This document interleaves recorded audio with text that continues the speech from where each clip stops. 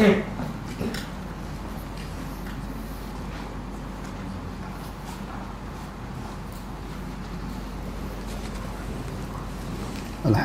Rabbil Alamin. Wassalatu wassalamu ala asyrafil anbiya'i wal mursalin wa ala alihi wa ashabihi ajma'in.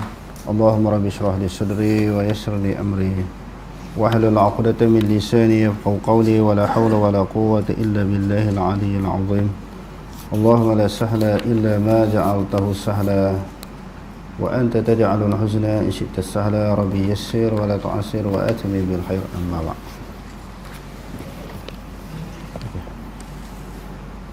Mempercayai segala nama yang Allah Subhanahu Wa Taala letakkan pada kitab yang diturunkannya, seperti Zabur, Taurat, Injil dan Al-Quran. Sebahagian daripada beriman yang dimaksudkan beriman kepada kitab tu apa dia? Selain daripada kita yakin isi yang terkandung di dalam Alkitab itu adalah benar, datangnya daripada Allah Subhanahu Wa Taala. Yang seterusnya, mempercayai segala nama selain pada kitab itu, kitab samawi yang diturunkan oleh Allah, dan tanpa diragui tentang kebenarannya, nama-nama tersebut pun disebut oleh Allah. Seperti Taurat, nama Taurat, Injil, Zabur.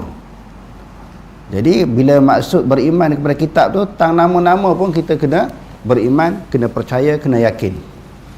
Ianya datang daripada Allah Subhanahu Wa Taala. Okey, terus. Firman Allah Subhanahu Wa Taala, Inna anzalna at-taurata fiha hudan wa nur yahkumu biha an-nabiyyuna alladhina aslamu lilladhina hadu war-rabbaniyuna wal-ahbaru bima istukhidhu min kitabillah wa kanu alayhi shuhada fala takhshawun nasa wakhshawni wa la tashtaru bi ayati thamanan qalila wa man lam yahkum bima anzalallahu fa ulaika humul kafirun.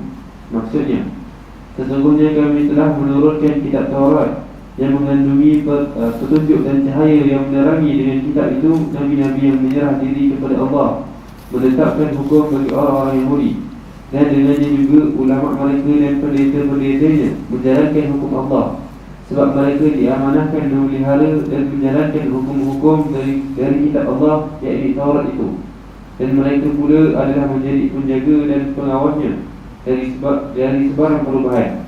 Oleh itu, janganlah kamu takut kepada manusia, tetapi hendaklah kamu takut kepadaku, dan menjaga diri dari melakukan maksiat dan patuh akan perintahku.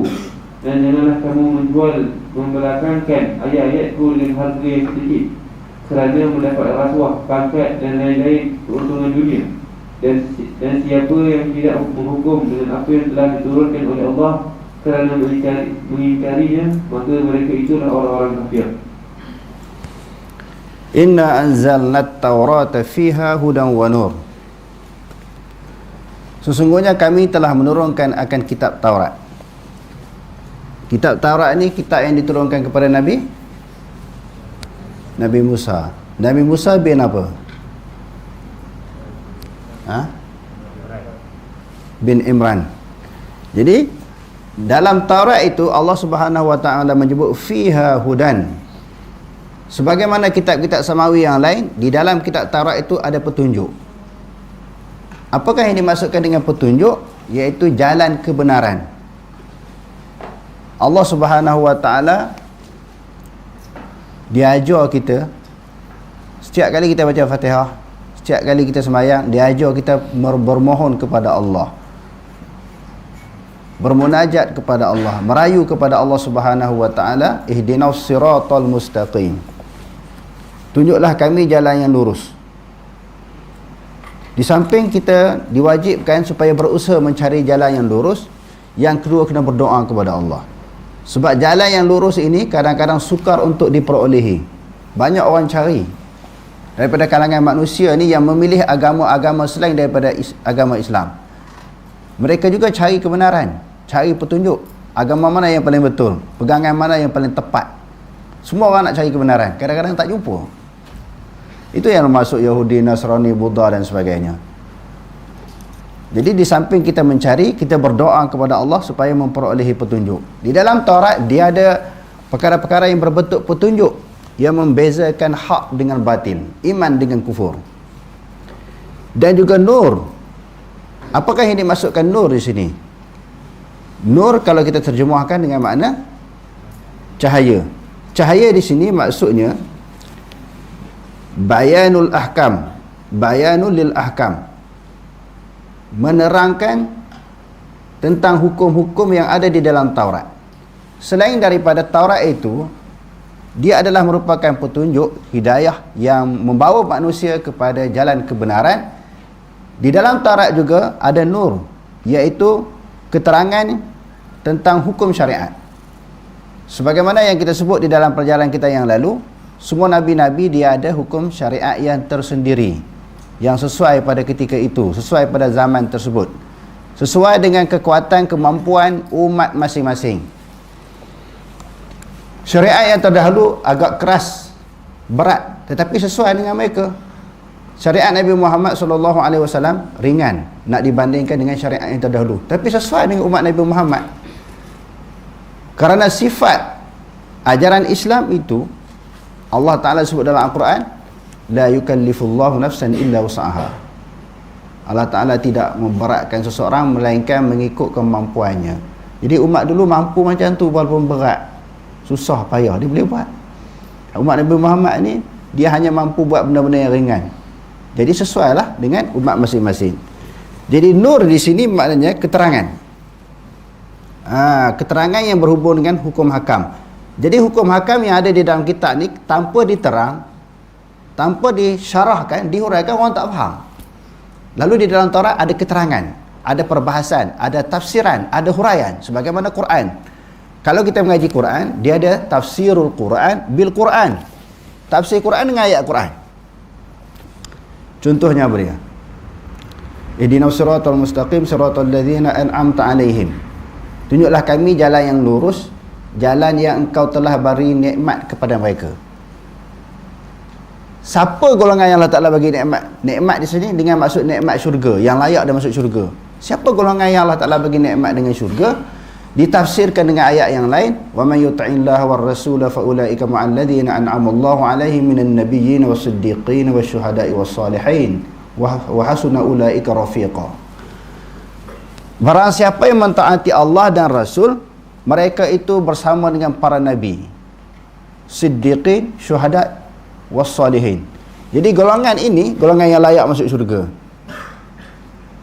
Golongan yang layak masuk syurga inilah yang dimaksudkan siratal ladzina an'amta 'alaihim. Satu golongan yang engkau telah bagi nikmat kepada mereka. Sebab apa kata syurga itu dikatakan suatu nikmat? Kerana nikmat yang paling, di antara nikmat yang paling besar adalah syurga. Sebab tu golongan yang beriman diberi nikmat syurga oleh Allah. Kita doa selain daripada memperolehi jalan petunjuk, jalan masuk syurga. Ada tak nikmat yang paling besar daripada syurga? Syurga tu nikmat besar dah. Selain daripada nikmat syurga yang akan diperolehi oleh orang beriman, termasuk 4 golongan yang kita sebutkan tadi, ada tak nikmat yang paling besar daripada nikmat syurga? Ada tak? Apa dia? Disebut di dalam hadis Nabi SAW, yang paling besar bukan nikmat syurga yang penuh dengan kenikmatan, keseronokan, kebahagiaannya, tetapi ada lagi, iaitu nikmat melihat Allah Subhanahu Wa Taala. Hak tu paling besar. Sebab duk beribadat kepada Allah Ta'ala puluh-puluh tahun, sampai mati tak pernah tengok Allah Ta'ala. Duduk dalam kubur pun tak nampak lagi Allah Ta'ala. Sampai ke akhirat nanti baru nampak Allah Ta'ala. Jadi nampak tu disebut dalam hadisnya, cantiknya Allah Ta'ala ni memang cantik sungguh. Jadi siapa-siapa yang tengoknya hilang masalah. Masuk syurga pun dah hilang masalah. Yang nak dapat tengok Allah Ta'ala tu mesti ahli syurga. Orang kafir tak boleh tengok. Jadi yang itulah nikmat yang paling besar. Tadi kita sebut nur tu maknanya bayanul lil ahkam, keterangan bagi hukum. Bagi hukum-hukum yang ada di dalam Taurat. Tadi kita sebut Quran, tafsir dengan Quran. Yang kedua, Quran ditafsirkan dengan hadis Nabi SAW.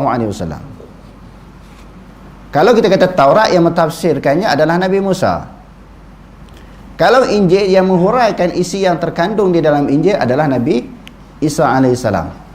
Jadi sebab itu hadis-hadis ini datang menghuraikan, mensyarahkan, mentafsirkan apa yang ada dalam Quran. Kadang-kadang satu benda yang tak jelas, Sebagai satu contoh, kadang-kadang orang nak beriman kepada Quran saja kan. Kan ada di Malaysia ni satu kumpulan yang dikenali dengan Jemaah Jam. Jam ni maknanya Jemaah Al-Quran Malaysia. Demo ni tak pakai hadis. Ada pengasas dia dulu dah meninggal dunia dah. Demo ni pakai Quran je. Sebab pegangan, iktikad, kepercayaan, keyakinan mereka, hadis ni daripada manusia. Jadi perkataan manusia boleh jadi betul, boleh jadi salah. Macam Nabi dia kata. Hatta Nabi sendiri kadang-kadang Nabi cakap dalam keadaan cool, tak ada marah, sederhana. Okey, betul Kalau Nabi cakap dalam keadaan marah, macam mana? Betul ke dia cakap? Sebab orang marah dipengaruhi oleh nafsu. Orang marah dia bercakap, dia dipengaruhi oleh perasaan. Sudah tentu percakapan dia salah. Jadi tuan-tuan nak jawab macam mana ni? Agak-agak boleh jawab tak? Hadis tak dipakai. Sebab hadis ni daripada manusia. Manusia kadang-kadang dia ada perasaan marah. Bila marah tu dia cakap tak betul. Kita nak faham macam mana? Yang pertama, Allah Ta'ala kata wa ma yantiqu 'anil hawa wa ma yantiqu 'anil hawa in huwa illa wahyun yuha. Muhammad itu tidaklah bertutur dengan hawa nafsu, melainkan apa yang dituturkan oleh Muhammad adalah wahyu. Dalam keadaan dia cool, tak ada marah, sederhana, sabar, ataupun dalam keadaan marah, semuanya wahyu. Dia tak ikut hawa nafsu. Kadang-kadang dia marah juga bercakap. Bila ada di hadapan dia maksiat, kemungkaran yang berlaku, dia bercakap dengan nada marah. Maka marah itu adalah wahyu. Marah pun kebenaran. Bukan apabila dia marah tu dia cakap tak betul, sebagaimana difahami oleh sebahagian orang. Okey, tadi kita sebut tadi, hadis merupakan syarah, tafsiran kepada Al-Quran. Tanpa hadis kita tidak boleh beramal dengan Al-Quran. Begitu juga tanpa syarahan yang dilakukan oleh Nabi-Nabi dulu, orang tak boleh faham Taurat, tak boleh faham Injil, tak boleh faham Zabur. Peranan Nabi-Nabi ini diutuskan mensyarahkan kitab samawi masing-masing yang diturunkan kepada mereka. Contohnya Allah Subhanahu wa taala kata aqimus solah, dirikan sembahyang. Waktu disebut sembahyang ni, sembahyang disebut dalam Al-Quran 5 waktu sembahyang sehari semalam. Sembahyang subuh, zuhur, asar, maghrib, isya disebut dalam Quran. Waktu-waktu sembahyang disebut tak? Tak sebut waktu sembahyang, tak sebut. Allah Ta'ala kata dirikan sembahyang. Lepas tu Allah Ta'ala sebut dalam ayat yang lain, hafizu ala salawatil wusta wa qumu lillahi qanitin. Periharalah, jagalah semua sembahyang. Sembahyang apa tak disebut, sembahyang 5 waktu. Khususnya sembahyang wusta. Sembahyang wusta pun tak sebut dalam Quran. Kita nak tahu sembahyang wusta tu sembahyang apa? Dalam Quran tak sebut. Nama sembahyang dia ada dalam hadis, tak sebut dalam Quran. Allah Ta'ala kata sembahyang. Nama sembahyang disebut dalam hadis. Berapa waktu sembahyang? Berapa waktu kita sembahyang? Nak kena sembahyang ni berapa waktu sehari semalam? Dalam Quran tak sebut. Disebut dalam hadis Nabi. Khamsus salawati fi yaumin wa lailah. Di dalam hadis Sahih Bukhari. Sahih Bukhari, Muslim, Tirmizi, Nasa'i dan sebagainya. Bila orang tanya Nabi, Allah Ta'ala suruh sembahyang, berapa kali sembahyang? Nabi kata sembahyang 5 waktu sehari semalam. Lepas tu sahabat tanya lagi, hal alaya ghairuhunna, selain daripada 5 waktu wajib tak atas aku sembahyang? La illa an tatatawwa'a. Tidak, Rasulullah kata melainkan sembahyang sunat. Dihuraikan dalam hadis. Kau tak pegang hadis, tak beriman kepada Nabi, maknanya tak beriman kepada hadis Nabi. Macam mana kita nak faham Quran, ajaran, perintah, arahan dalam Quran? Waktu sembahyang. Waktu sembahyang Isya contohnya. Tadi kita sembahyang Isya kan? Disebut tak dalam Quran? Tak sebut. Sembahyang subuh, sembahyang 5 waktu tak sebut. Sembahyang waktu sembahyang 5 waktu adalah disebut dalam hadis melalui Allah Subhanahu wa taala utuskan malaikat Jibril ajar Nabi sembahyang. Hari pertama sembahyang subuh pukul waktu bila? Hari yang kedua bila? Dia datang 2 hari. Hari pertama sembahyang subuh waktu ni. Sembahyang subuh, zuhur, asar, maghrib, isya. Hari yang kedua datang waktu yang penghujung. Lalu Nabi kata itulah di antara waktunya. 2 kali Rasul Jibril sembahyang, dia jadi imam kepada Rasulullah. Lalu ditanya sebab apa 2 kali itu? Sebab nak cerita waktu zuhur sempadan dia ni sampai waktu asar. Maknanya hari yang kedua Nabi malaikat Jibril sembahyang penghujung waktu zuhur. Begitu juga waktu asar dan 5 waktu yang lain. Allah Ta'ala sebut dalam Al-Quran Inna salata kanat 'alal mu'minina kitaban mawquta. Sesungguhnya sembahyang bagi orang beriman waktu yang telah ditetapkan. Allah Ta'ala kata waktu sembahyang dah tetap. Tetap itu kita nak tahu daripada mana sempadan waktu zuhur. Bila masuk, bila akhir. Masuk waktu asar, bila masuk, bila akhir. 5 waktu sembahyang sama. Okey, Allah Ta'ala kata kutiba alaikumusiyam. Diwajibkan kepada kamu berpuasa. Kita nak puasa bulan bila? Dalam 12 bulan ni, bulan-bulan ini yang Allah Ta'ala jadikan kepada manusia 12 bulan. Inna iddatash syuhuri 'indallahi 12 syahran fi kitabillah. Allah Ta'ala sebut di dalam surah At-Taubah, bulan ni dia ada 12 bulan. Jadi yang Allah Subhanahu Wa Ta'ala suruh sembahyang, suruh berpuasa tu setahun sekali tu bulan apa? Kutiba alaikumusiyam. Diwajibkan kepada kamu berpuasa. Bulan bila kita diwajibkan puasa? Sebulan. Bulan bila Syekh? Tak ada dalam Quran. Kita kata Ramadan. Ramadan itu disebut dalam hadis. Macam mana orang tolak hadis ni dia nak berpuasa? Dia nak puasa macam mana? Kewajipan berpuasa bulan Ramadan tak disebut. Sebab tu bila saya pergi berdebat dengan tokoh yang meninggal tu, banyak benda yang dia kantoi. Orang kata dia hebat sangat. Dia kata kita tak payah nak ikut hadis Nabi untuk sembahyang. Sebab Nabi Ibrahim dah sembahyang. Lalu saya baca ayat Quran, Nabi Ibrahim pernah berdoa dalam Quran, Rabbi ja'alni muqimas salah wa min zurriyati. Nabi Ibrahim berdoa kepada Allah, ya Allah Tuhanku, jadikanlah aku orang yang sembahyang dan juga zuriat keturunanku. Okey, saya tanya dia. Jadi bagaimana kafiat kalau kita nak sembahyang ikut kafiat Nabi Ibrahim? Bagaimana kafiat sembahyang Nabi Ibrahim? Adakah disebut dalam Quran? Tak disebut. Dan tak disebut dalam hadis kafiat sembahyang Nabi Ibrahim. Dan kita tak wajib tahu pun dia mau sembahyang macam mana. Yang kita wajib tahu kafiat sembahyang di dalam syariat kita, iaitu syariat Nabi Muhammad sallallahu alaihi wasallam. Okey, tadi kita sebut sembahyang, waktu sembahyang tak sebut dalam Quran. Sembahyang 5 waktu tak sebut dalam Quran, sebut dalam hadis. Puasa bulan bila? Disebut dalam hadis. Wa atuz zakah, diwajibkan menunaikan zakat. Nisab kambing berapa, lembu berapa? Nisab emas berapa, perak berapa, galian berapa, bijiri berapa? Semua tak disebut, diperincikan melalui hadis Nabi sallallahu alaihi wasallam. Wa atimul hajj wal umrata lillah. Allah menyebut dalam Al-Quran, sempurnakan haji dan umrah kerana Allah. Rukuk umrah perkara membatalkan umrah, membatalkan haji. Ada sebut dalam Quran tak? Allah Ta'ala suruh buat menunaikan haji dan umrah. Tapi perinciannya hukum hakam selok belok permasalahan yang berkaitan dengan haji umrah disebut dalam Quran.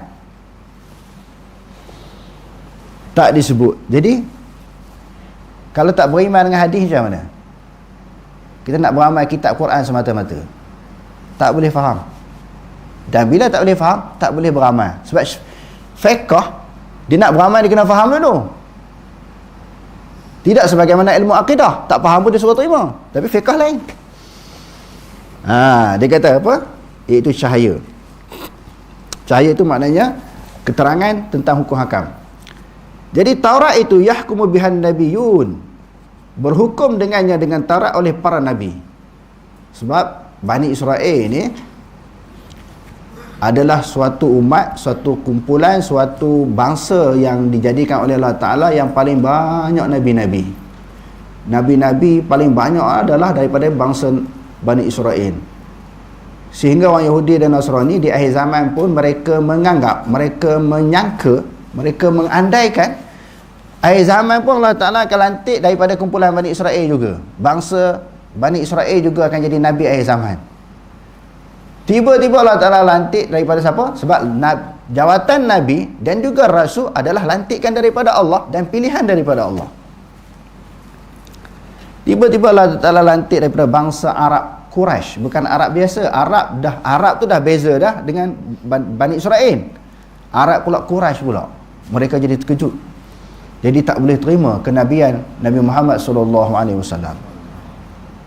Lantaran daripada itu, sebahagian besar memang tak beriman lah. Tak boleh terima lah. Tak boleh terima sebab ada perasaan hasad dalam hati. Sepatutnya Bani Israel lah jadi Nabi, jadi Rasul akhir zaman. Tiba-tiba Arab Quraisy. hasadan min indi anfusihim min ba'di ma tabayyana lahumul haq, kerana timbul hasad, kebencian daripada diri mereka, sedangkan tabayyana lahumul haq, nyata terang dah Nabi Muhammad jadi Nabi, tak perlu ada pilihan lain. Sebab lantikan Nabi daripada Allah Subhanahu Wa Taala, mereka tak boleh terima. Sebab itu Nabi-Nabi yang diutuskan daripada kalangan Bani Israel itu terlalu ramai. Dan mereka sebab orang Yahudi dan Nasrani ini majoritinya memang tidak beriman kepada Nabi Muhammad. Kerana apa tadi? Kerana perasaan hasad dengki. Tetapi sebahagian kecil daripada kalangan mereka beriman. Minhumul mu'minuna wa aktsaruhumul fasiqun. Sebahagiannya beriman kata Allah, tapi kebanyakannya fasik, tak beriman, tak boleh terima kenabian Nabi Muhammad sallallahu alaihi wasallam. Dia kata di sini berhukum dalam Taurat itu para nabi. Alladzina aslamu, iaitu nabi-nabi, iaitu orang-orang yang telah Islam. Maknanya agama Islam ini adalah agama yang diterima oleh semua nabi-nabi. Islam dengan maksud al-istislam. Walaupun nama Yahudi, walaupun nama Nasrani, hakikatnya adalah Islam, suatu agama yang menyerah diri kepada Allah. Sebab itu dia kata nabi-nabi yang telah Islam telah menyerah diri kepada Allah Subhanahu Wa Taala. Bila telah menyerah diri, mereka patuh dan tunduk segala perintah dan arahan Allah. Lilladzina hadu, daripada bagi orang-orang yang hadu ni orang-orang Yahudi. Jadi kita dah tahu, sebagaimana pelajaran kita yang lepas, Yahudi dan Nasrani adalah agama samawi yang diterima oleh Allah sebelum datangnya Quran. Warabbaniyuna, maknanya Rabbani, maknanya ulama-ulama Yahudi yang berilmu dan beramal dengan ilmu mereka. Dan juga ahbar, hibrun ataupun habrun. Dia boleh baca hibrun ataupun habrun.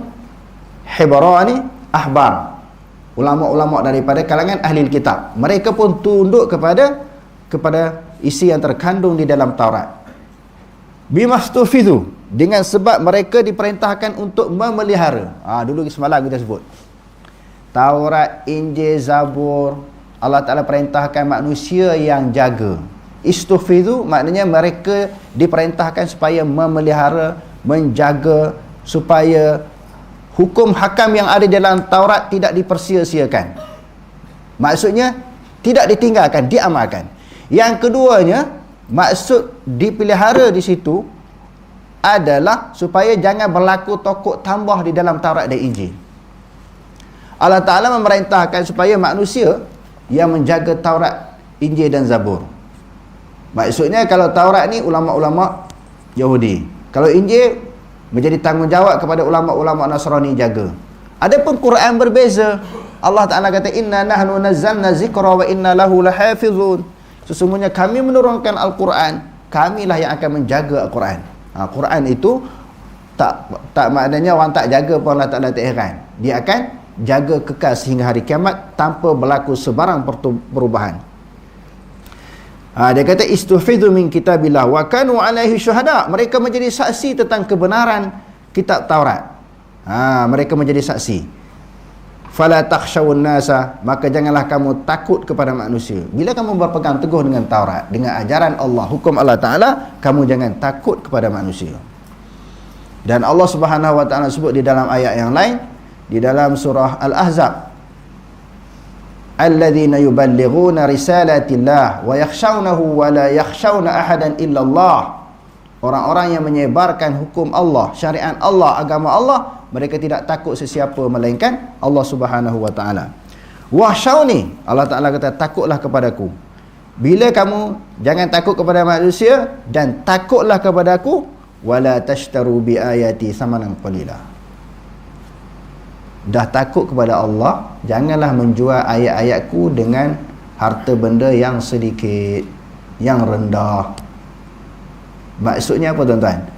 Ulama-ulama Yahudi dan Nasrani yang duduk zaman Nabi ni, dia mau cari makan dengan kafir Quraisy, dengan kerajaan kafir Quraisy. Kafir Quraisy ni dia memerintah Mekah. Mereka upah ulama Yahudi dan Nasrani, ubah Taurat, pindah Taurat tentang sifat kenabian. tentang sifat-sifat kenabian. Sifat Nabi tu pinda. Kalau Nabi ni macam ni, kalau kita tengok dalam Syama'il kan, Nabi ni tak terlalu tinggi, tidak terlalu rendah.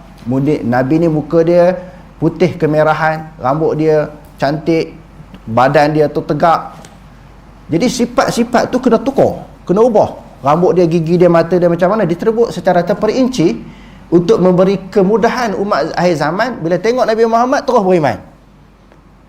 Sebab sebahagian daripada pengikut-pengikut Yahudi dan Nasrani memang nak tunggu-tunggu ketibaan kemunculan Nabi Muhammad untuk beriman, untuk mengucap dua kalimah syahadah. Tapi bila mereka tengok kita, Nabi Muhammad lalu di hadapan mereka, mereka tak kenal. Sebab sifat yang ada kepada Nabi yang sebenar tu telah ditukar di dalam kitab, dibayar kepada ulama Yahudi dan Nasrani oleh kafir Quraisy. Sebab itu Allah kata, jangan kamu takut kepada manusia, takutlah kepada aku. Bila takut kepada aku, jangan kamu menjual ayat-ayatku dengan harta benda, dengan harga yang sedikit.